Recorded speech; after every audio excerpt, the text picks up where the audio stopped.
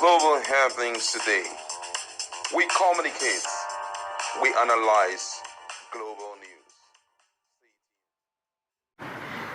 Top politicians in the ruling party APC have been accusing Peter Obi of being an online president that more or less is like Kenneth Okonkwo would say is the social media president. Well, it's best to hear from a top northern politician who have decided to clear the air. Don't forget that though Peter Obi and Yusuf Dati had a pair in 2023, but this time around the pair is Peter Obi and Kwon Wanso. And Kwon Wanso here is not a newbie in politics. Hear what top northern elite and elder is saying and how Peter Obi is ready to work with the North and what they intend to achieve together. That's to tell you that the North themselves have taken the candidacy of Peter Obi very personal. Let's take a listen. Don't take my word for it. Let's take a listen as you hear from the horse's mouth himself. Please watch. If you do not communicate, you cannot understand each other. Indeed. And this is what we had set out to heal. And we had looked at several issues. What are the problems of Nigeria? And we specifically also zeroed on what are the problems of northern region. And part of which is security, part of which is agriculture, part of which is education. And Obi had agreed if he becomes the president of Nigeria, he will not only as a person address these three issues, but he will make us part of those who will work on these issues. If the government fails, it would not be Obi, but it is us who are part of trying to see what can be done about this security in northern Nigeria. We have been called several names. We are bringing an Igbo man. And unfortunately, it's not only the government of APC, even some opposition political parties, instead of us fighting our common opponent, that is the APC and its government, we are fighting ourselves. And we asked, where did we pick Obi from? Where did we get Obi from? We got Obi from Atiku. He was his vice presidential candidate. Atiku ran with Ben Obi, Senator Ben Obi, as vice presidential candidate. He ran with Peter Obi as vice presidential candidate. He ran with Okowa as vice presidential candidate. Now we are hearing he's going to run with Amechi as vice presidential candidate. So, can anybody supporting Atiku be right in denigrating us that we are promoting Igbo people? Is that Atiku's people who are doing that? Look at the social media and those who are promoting this issue. And I asked, if you don't want an Igbo man to be president, would you also ask for his votes to make you one? Would you?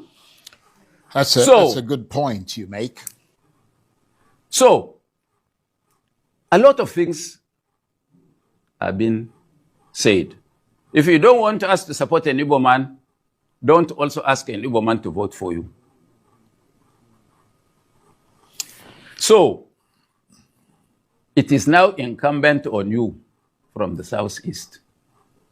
This is your best opportunity. All right, welcome back. He's not denying the fact that Peter Obi is from the Southeast, but he asked a question that is quite pressing. You love the Southeast, right? You love their entrepreneurship, right? You also love their votes, so you don't want them to be president. Does it make economic sense? But a lot of persons have been wondering, like the ruling or All Progressive Congress top politicians would ask, Peter Obi will keep raising more criticism, raising question to question. How does he intend to solve this problem? Well, Galadima just personally now has just given you one expo. If I were them, look into that expo, which means also invariably that Tinubu, the president of the Federal Republic of Nigeria as of now, may have gotten the wrong politicians from the north to solve the case. Because he's saying, look, I am not going to walk alone, because I could still remember that when the president went to Jessam House, he said that as a president that is all-inclusive and likes to work as a team, does not believe in working alone, he's going to share this question. He shared the question to El-Rufai and to many people who followed him to Jessam House. At the end of the day, he didn't solve any question. It was all those people that escorted him to Jessam House that answered all the questions. But little wonder, when it was time for the proper governance, El-Rufai was nowhere to be found. The very one man that answered one of the critical questions for him during the build-up of the campaigns. One would have expected that the best hands he can lay from the north should have been the very ones he would have used. But then Peter Obi is not trying to take the credit, and he has no intention of doing that. He's not from the north, and he knows that the best people who will know the north are those from the north who knows their terrain very well. And they know those who are behind all of this, and they are in the best position to negotiate with them. Worst case scenario, lay it on the table.